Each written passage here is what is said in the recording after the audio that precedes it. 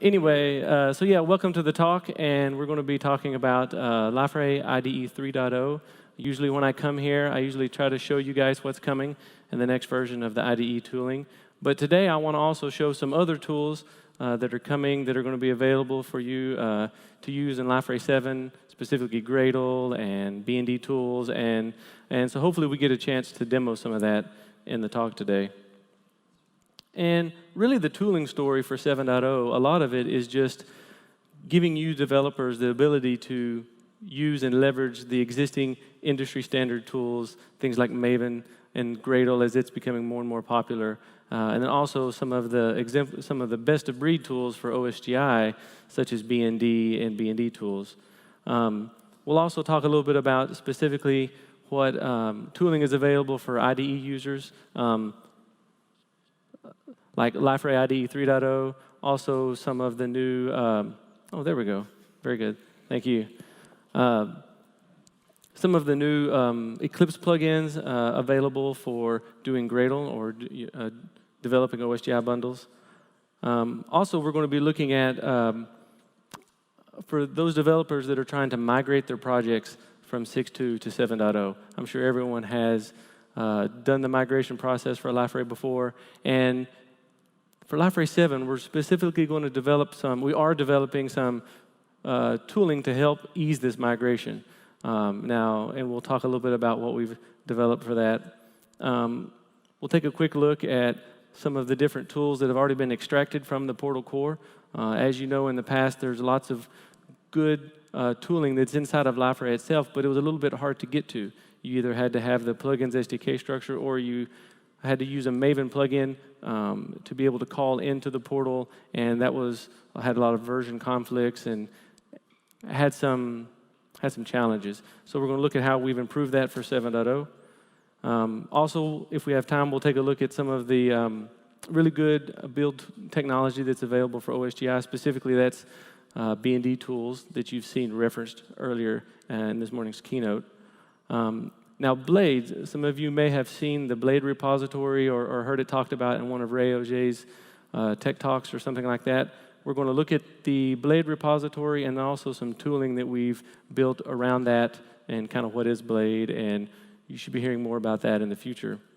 And lastly, we're going to just also cover some project conversion tools that we have been planning. Now, we already talked about what's the difference between migration and conversion. So what we're talking about internally is that for those developers that have 6.2 portlets or 6.2 hooks or 6.2 plugins in the SDK or in Maven, they need to first migrate those projects to 7.0. In other words, don't convert it to OSGI yet, because you're going to be perfectly fine staying with the WAR, staying with the traditional plugin. That's going to be fully supported in 7.0, and as long as we're on an app server, it will always be supported. So, but we realize that you first need to migrate it just so that it will deploy. Just that WAR that you built for 6.2 will deploy on 7.0 and work. So that's what we're calling project migration. Project conversion is what we mean by converting it to an OSGI module or a Liferay 7 module. So what we have in the IDE is, for the IDE-based tools, is we have Liferay IDE 3.0, milestone 1, that will be made available by the end of this month, and I'm going to show a demo for that today. Some of the key features in IDE 3.0 is going to be support for all the bundles that we support in Liferay 7. So in the past, if you used Liferay IDE, it only really worked well. It only had a tight integration with Tomcat. But we know that JBoss, Wildfly, Glassfish also are going to be supported in 7.0. So gone are the days of Tomcat only support in Liferay IDE.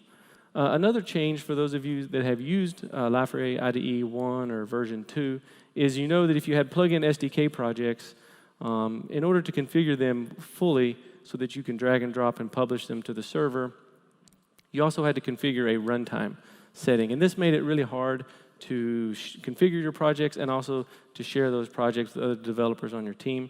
So we replaced the runtime setting in Eclipse with a true, an improved dependency class path container. And I'll show you that more details later. Also in IDE 3.0, milestone 1, we're going to have the initial support for Liferay 7 module projects. So this is your OSGI bundles, importing them, creating them, developing them, publishing them to Liferay 7 server. For those of you Eclipse users and you want to use Gradle, then we're going to talk about a build ship 1.0, which is the just recently released plugin for Gradle for Eclipse. It will be shipped by default in the next version of Eclipse, Eclipse Neon. But right now in Mars, it may be coming in the next release, but you can definitely install it as a plugin. We're actually going to bundle this Gradle plugin with Liferay IDE. So if you use Liferay IDE and you check the Gradle option, you're going to also get build ship 1.0. And some of its key features, there's just the ability to import, create Gradle projects, just like many of you may be already doing with Maven and Eclipse. So Gradle projects will be first-class citizens in Eclipse and also Liferay IDE as well. We are actually going to write an extension to build ship so that Gradle projects that are inside Liferay IDE will be recognized as OSGI bundles that can be deployed or published to a Liferay 7 server. So that's one thing that we're going to have available in milestone 1. And then also, for those of you that are building brand new Liferay modules, we really want to highlight and talk about B&D tools. This is an Eclipse development. This is an Eclipse plugin that really is the best of breed environment for building OSGI bundles, which those are what Liferay 7 modules are. So it's a great environment for you guys to use as well. And it has many features, and hopefully we'll have a chance. We may not have time, so we'll quickly move on. So project migration.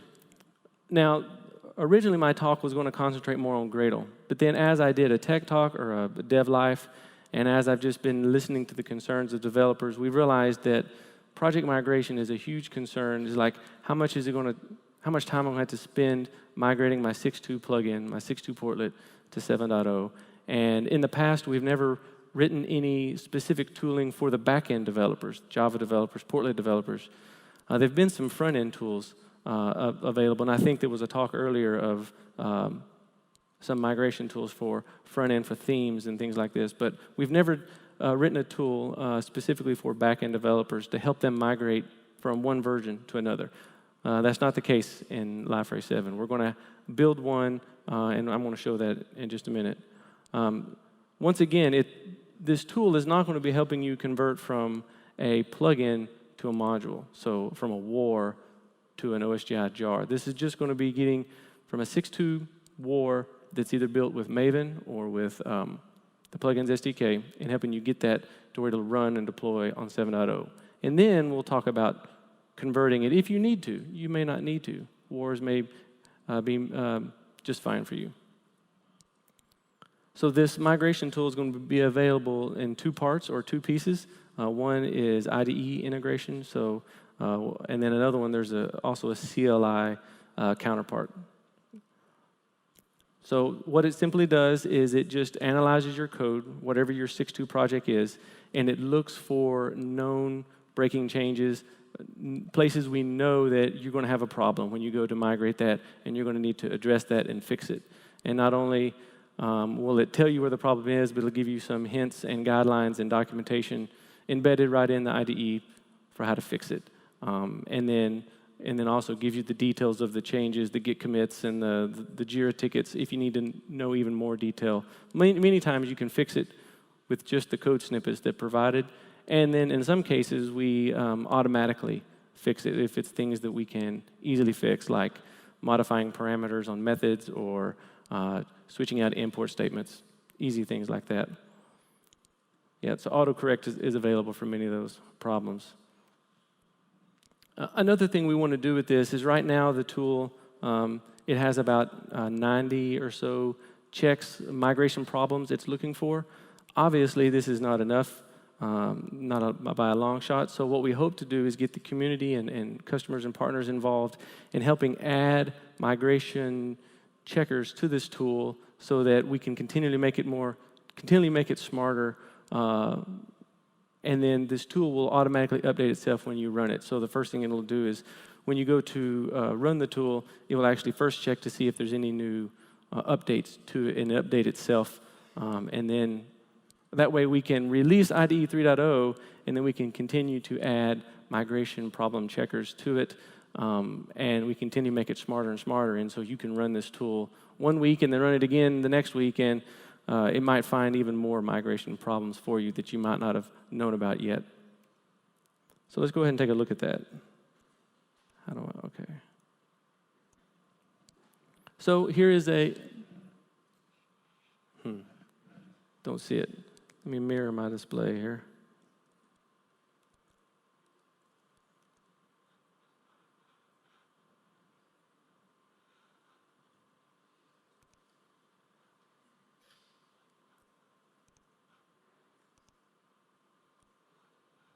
Can you see that? All right. So it's really small.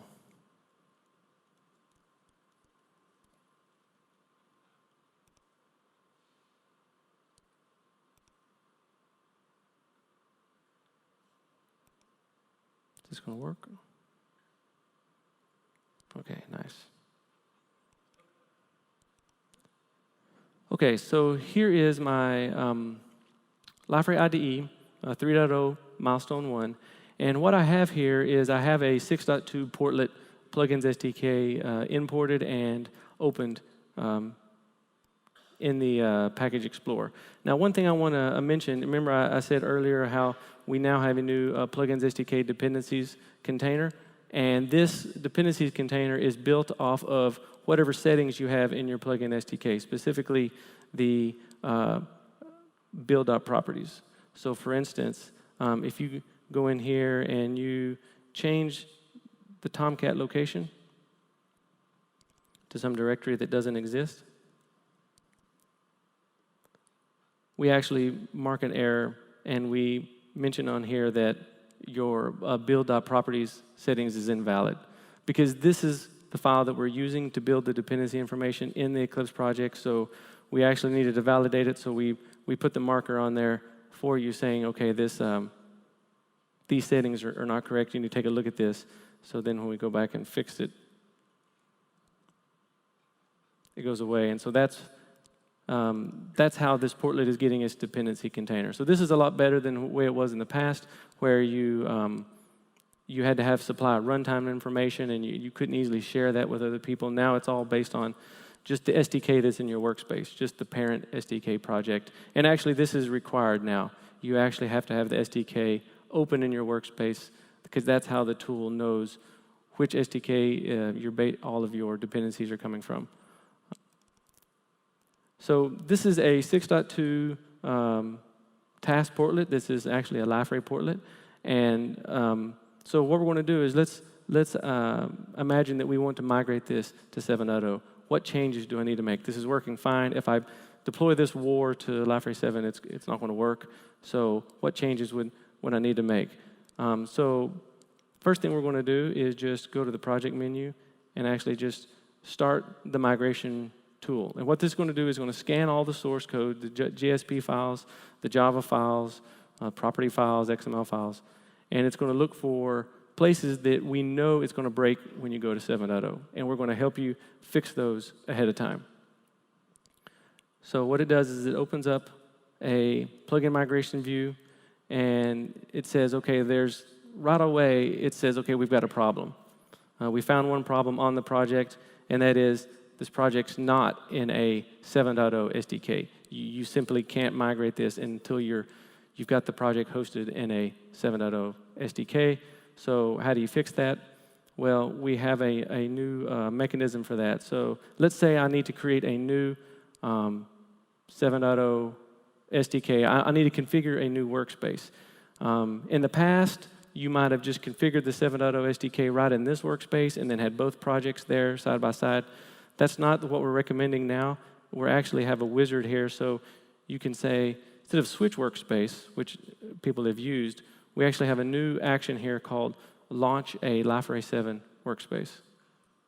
And what this is going to do is going to let you specify where is your Plugins SDK directory, your 7.0 Plugins SDK. Now, you could also specify a zip file. We're not going to do that right now. But here is my 7.0 Plugins SDK. This is Alpha 1 that was just released. So it doesn't close the other workspace. It actually just launches a new one. And it's going to go ahead and automatically import that Plugins SDK into your workspace. Okay, so there it is. So now I have my 7.0 Plugins SDK, and I've already configured my build.properties before, so I'm not going to show that part.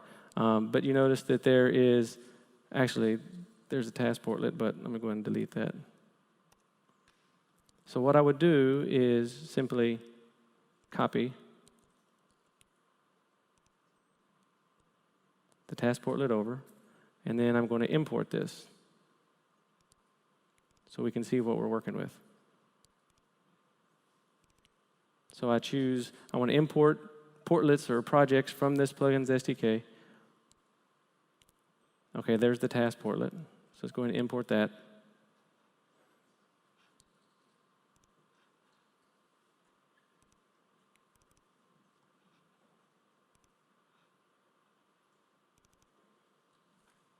Now, while that's building and it's trying to compile, let me go ahead and set up a 7.0 server.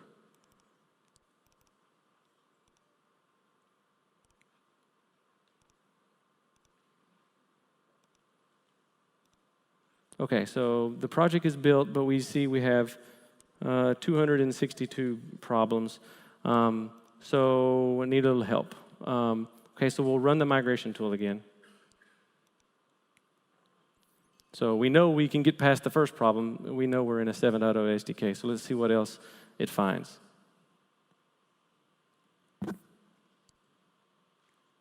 And while that's, okay, so it found 9 migration problems. So let me pull the migration view up here. Let me move this down. Okay, so let's see what we have. Okay, so it says the plugin package.properties.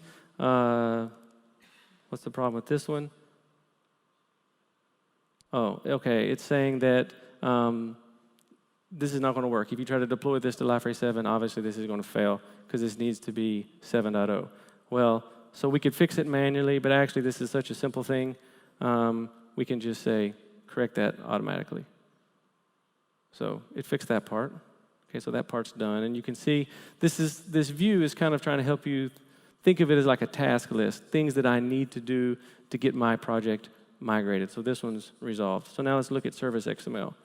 Okay, so to compile this project for 7.0, we must rerun the build service task. So let's go ahead and do that.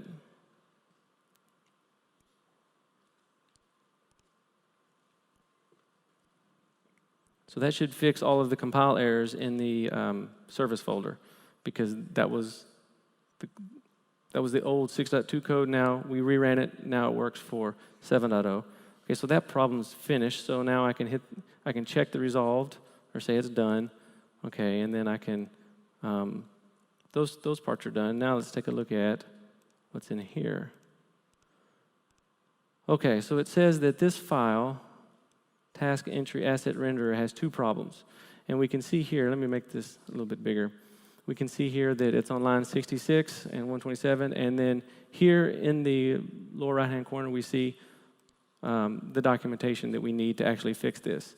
So it's got what's the problem, how I need to update the code. It also has the JIRA tickets for where you need to go to get more information.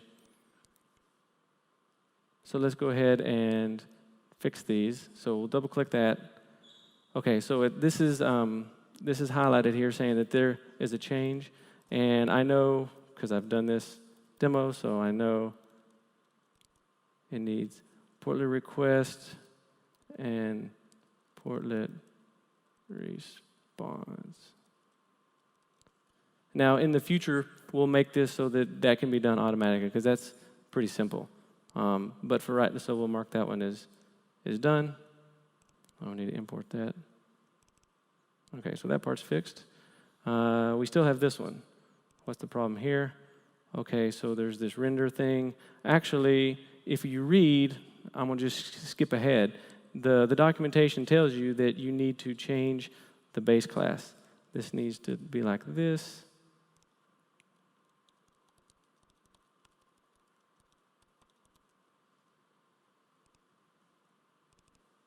And then when you do that, then we've got a method we need to add. Okay, so these are, the documentation covers all this to give you more information, but it's pretty simple to figure out what you got to do. And suffice it to say, this render method, all of the logic that's in here should be going into that other method. That's what the documentation says. So we're going to just do that real quick.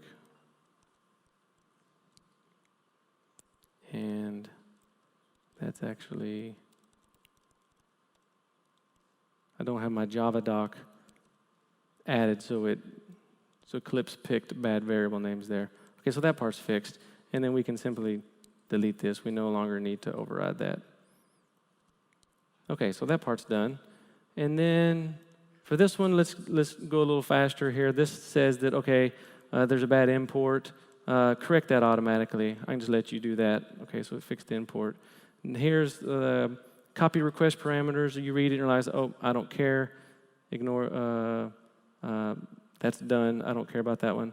Now these next three, okay, we're running out of time, so we're going to just delete them. That's how we're going to migrate it. Just delete those. Fixed. Okay. It compiles. We've all done that, right? Just delete code until it compiles. Okay, so let me go ahead and mark these. Sorry, this UI is a little cramped. Let me just mark those as I'm going to ignore those. Okay, so now if we rerun the tool, let's see what we have. Actually, there's no more errors. We've fixed all of the problems. It compiles. So let's see if we can start it and see if we can deploy it. Let's see what happens. So we'll start Liferay 7. Now, so that was just using about 90 or so migration checks. So it was able to get me all the way through migrating this very simple portlet. Obviously, the portlets that you guys have developed are not so simple as this task portlet. That's why we really want to try to get the community's help to, I'm going to publish a blog about this and try to make more information available so we can get people to say, hey, your tool got us 30%, 40, 50% migrated, but we still needed to do these other things to really get it to work. And we can just simply capture that information and then add it to the tool. And then it'll automatically update for everyone else as well. So this migration, while Liferay is starting, we mentioned the CLI. So the same thing is available from the command line. So if I go into my portlet here. So this is the old task portlet. Hello, Liferay. My old task portlet. So I can run blade. I'll cover blade later. And then this will actually perform the exact same analysis, but in the command line, and then print out a report, HTML report, or a XML, and it'll print out it'll find the exact same migration problems. And then you can take the HTML version and see all the documentation for each change, and then move your project along. Okay, so the portal started. Now let's see if we can deploy the task portlet to it. Another thing we changed in Liferay IDE 3 is in the past when we would publish a project to the server, we actually used kind of a shortcut. Okay. What was the problem here? Okay, so what we're doing now is we're actually building the war in the background using Ant or whatever build tool that you're using. So if it's Maven, it would use a Maven package. If it was Ant, it uses Ant war. And then we're deploying that war to the portal using the new WAB stuff that you might have heard Ray talk about. But this is failing because there's some compass in here. You can't use compass in 7.0. So I'm going to delete that. And let's just delete these problems because I've done this and I know what the problem is. Let's see if that's enough.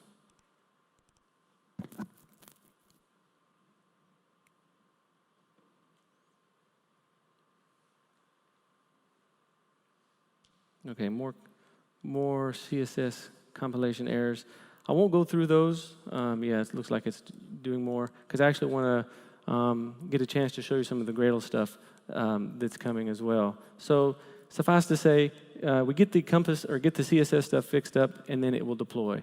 Now the UI is not quite right because we've not migrated the front end, but I think there was another talk previously about migrating your front end code, your CSS code to 7.0. So you could combine these two, and we're actually I'm going to talk to those guys at Liferay and figure out how we can get both these tools working together to help you guys get to 7.0. But let's actually now switch over and show you some of the Gradle stuff. So that's kind of it on the migration tool.